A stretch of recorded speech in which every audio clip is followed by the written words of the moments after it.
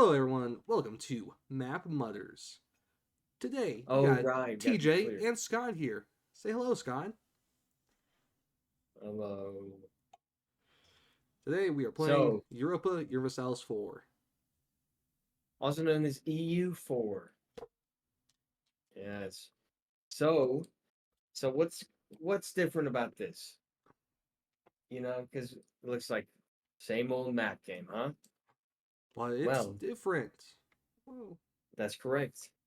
What we did was in how many regions are there? We split this into one, two, three, four, five, six, seven, eight, nine regions. All right. Those go as North America, South America, Europe, USSR kind of area.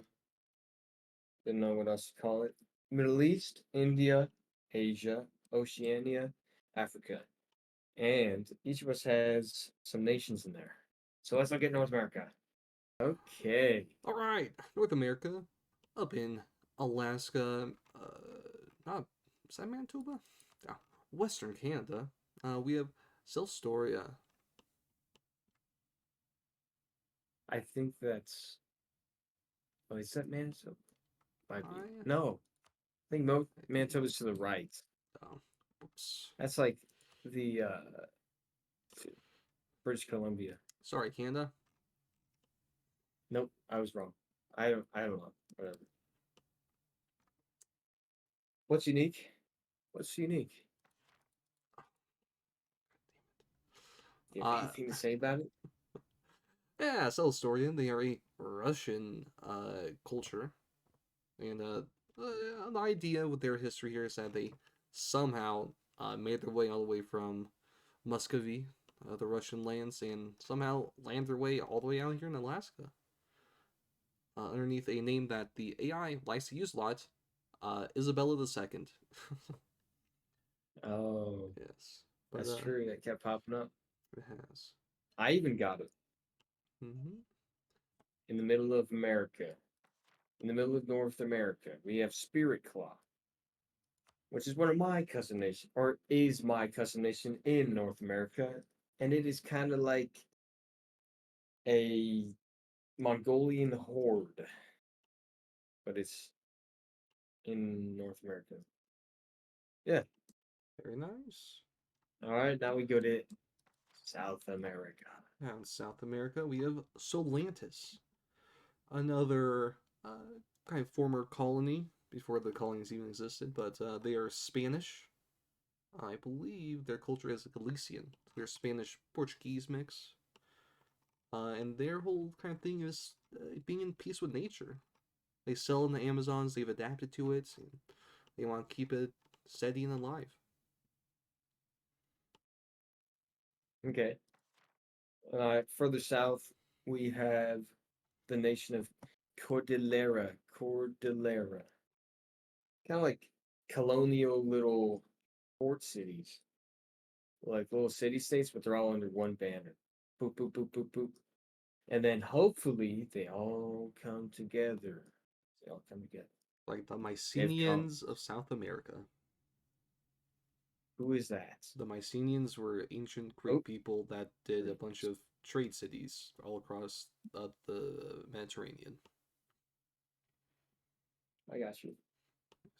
Little history with TJ. That's what I Yeah, do. that's his thing. That's his thing. Yep. All right, let's talk about Europe. Each of us did three in this region.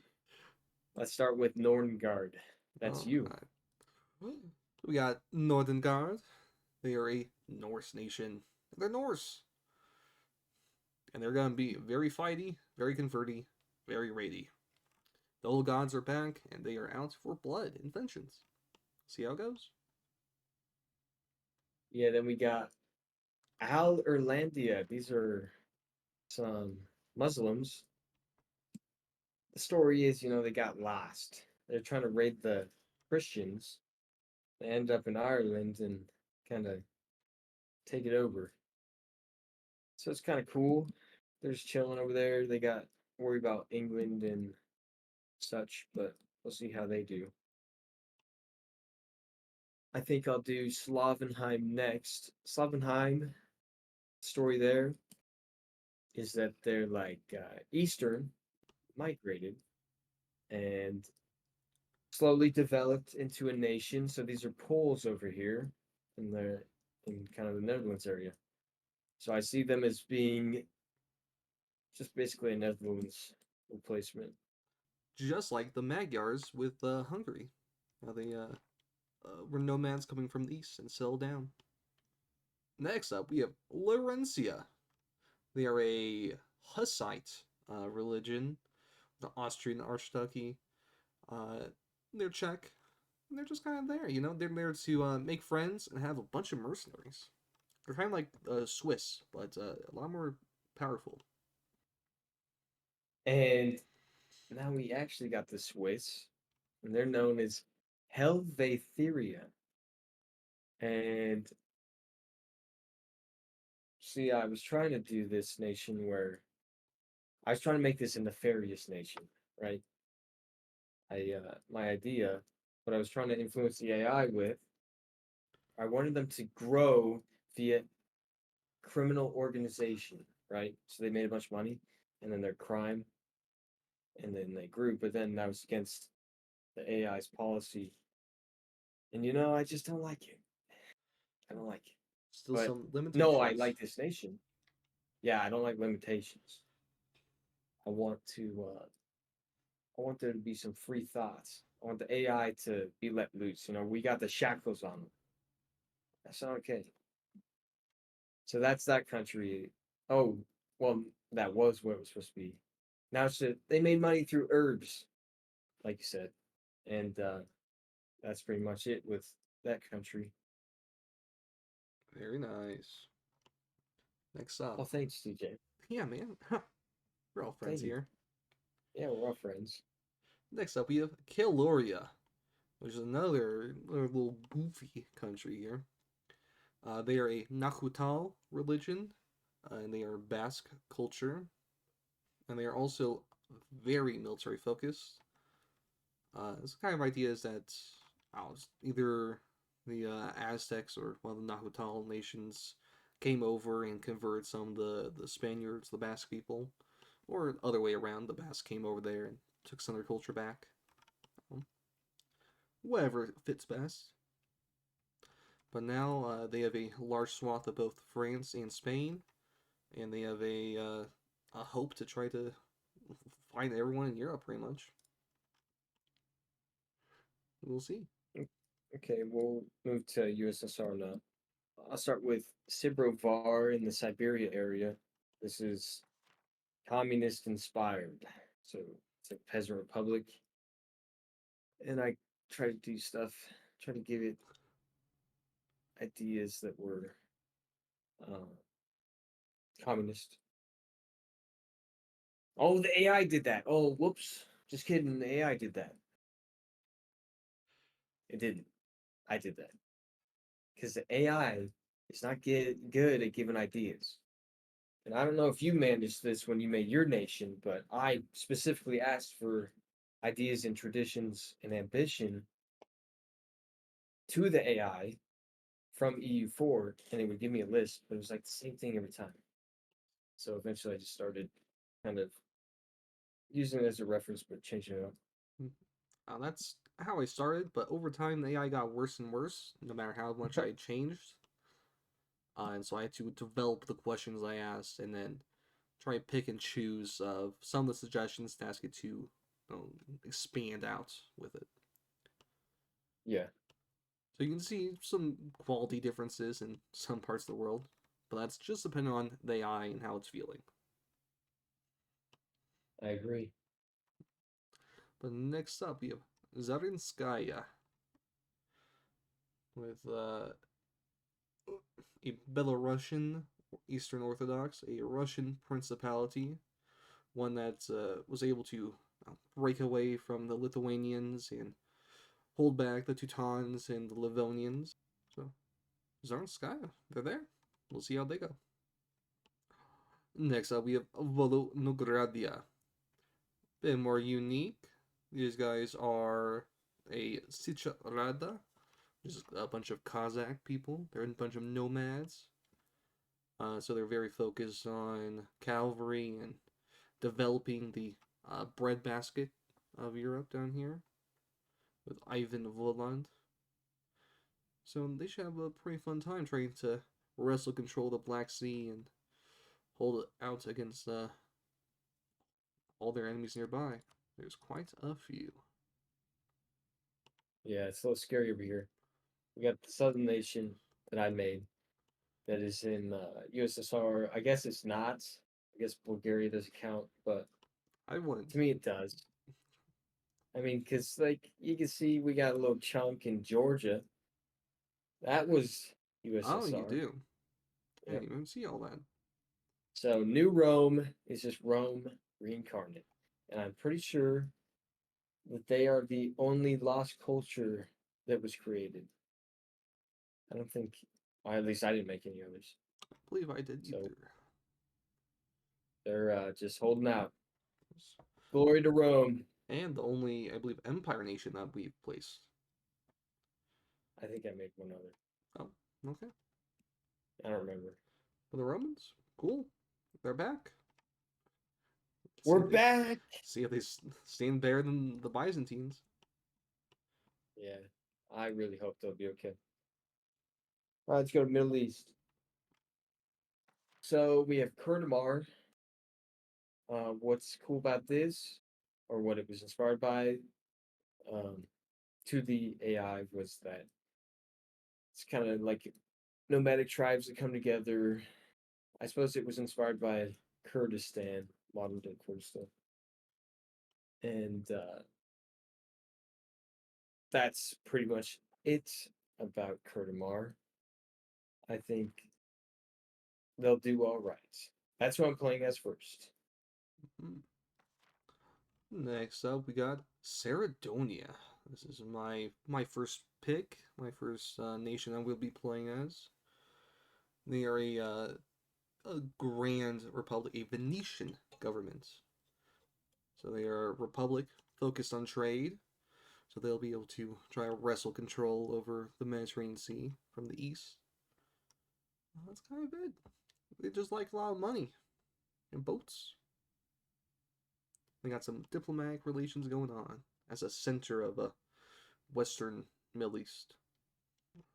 And down in Eastern Arabia, you have Kolbistan, a Egyptian government with the Solonate, Ibadi religion, and I believe they are Bedouinian.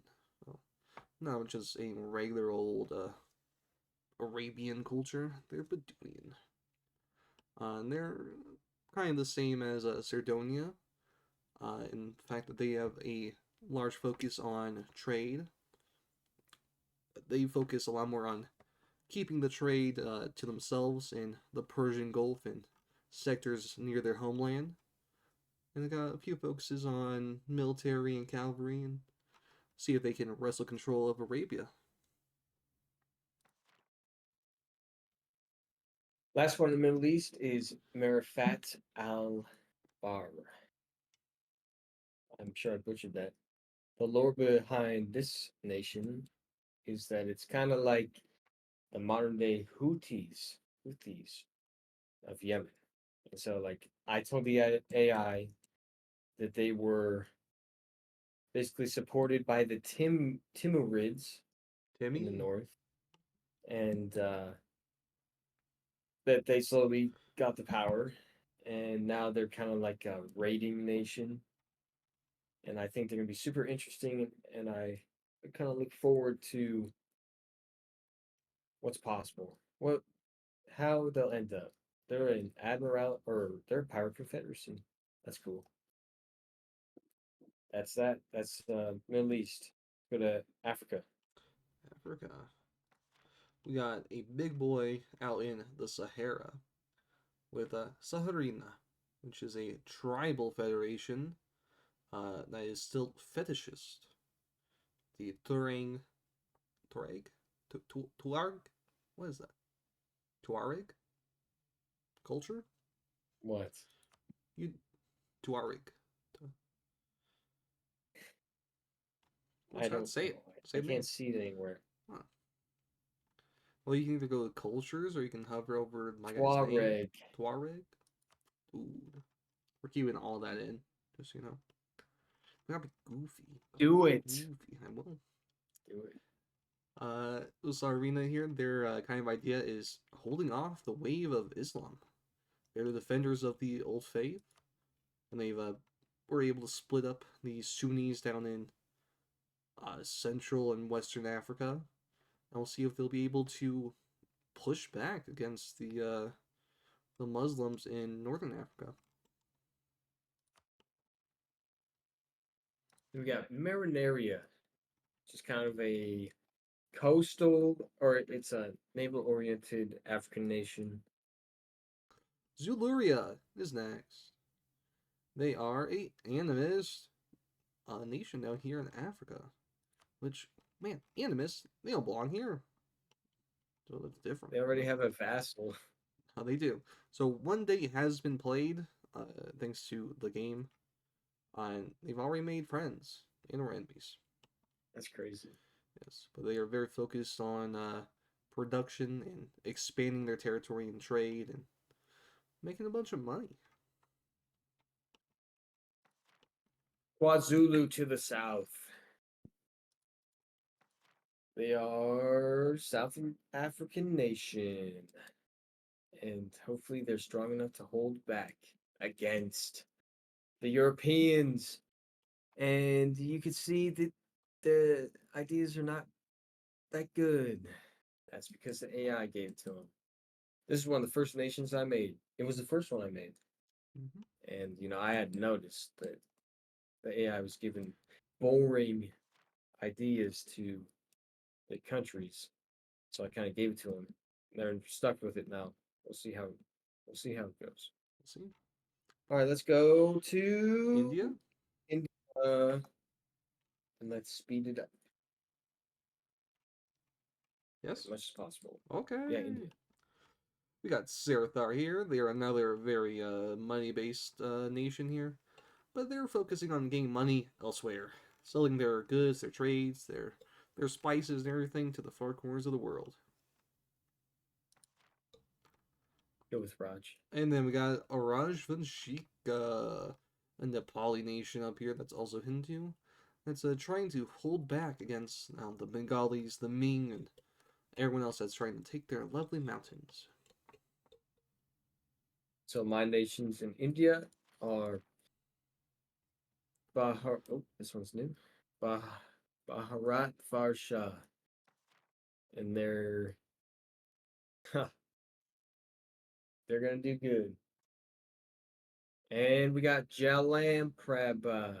Jalamprabha. Jalaprabha.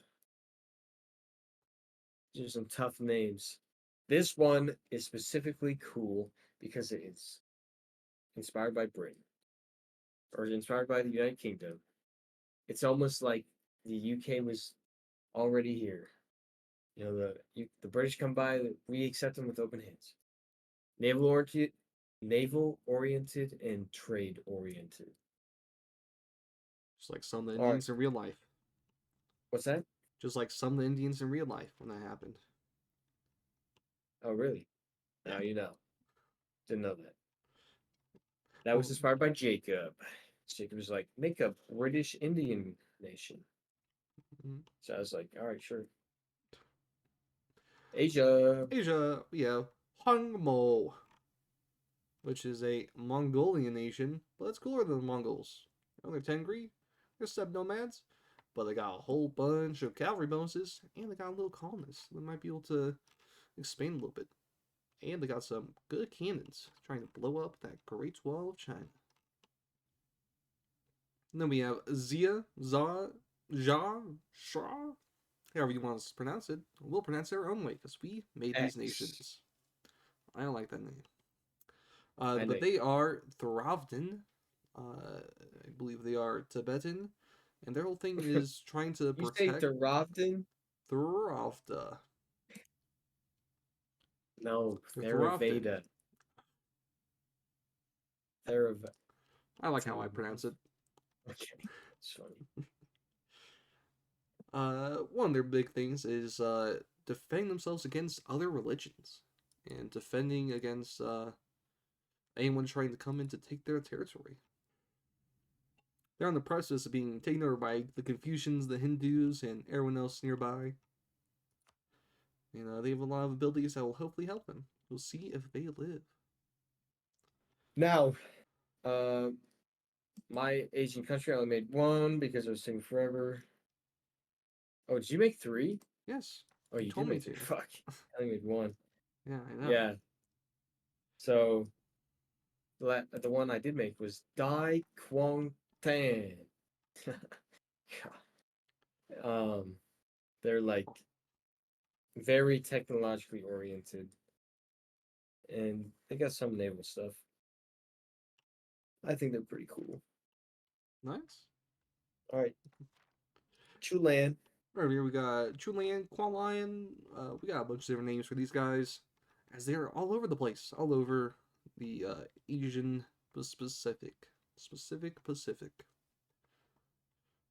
The idea behind these guys is that the Japanese created some form of trading company in Taiwan and Ryukyu and expanded all their way down to the Philippines and the islands out east. Eventually, they broke free by blockading the Japanese isles, and now here they are. A little blend of a bunch of different stuff. All right, I'll start with Oceania.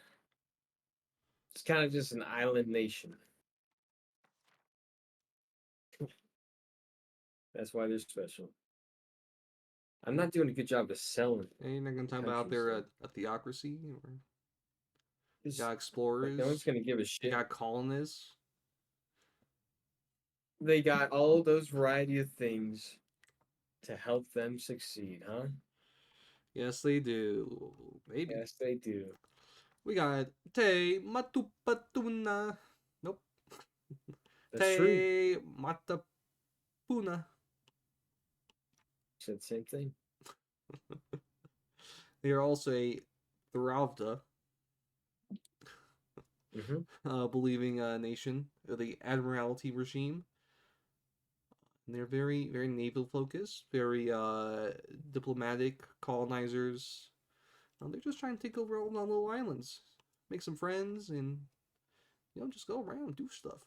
And then down in Australia, the South Island, New Zealand, we have Austra Ozra, a Zoroastrian nation, which has been influenced not just from the Persians, but from the Chinese, where Chinese and the Vietnamese, they are Sino-Vietnamese culture. So they are a great big mix of things. And so maybe they'll turn Australia and Oceania into a new homeland for Zoroaster, or perhaps they'll try and make their way back, either to reclaim their lands in the Middle East, or perhaps take on a new form back in Vietnam or China. We shall see. No, they won't. They might. No way. Maybe when it comes to my turn to play them, that'll be the direction they take. Who Okay, knows? fair enough.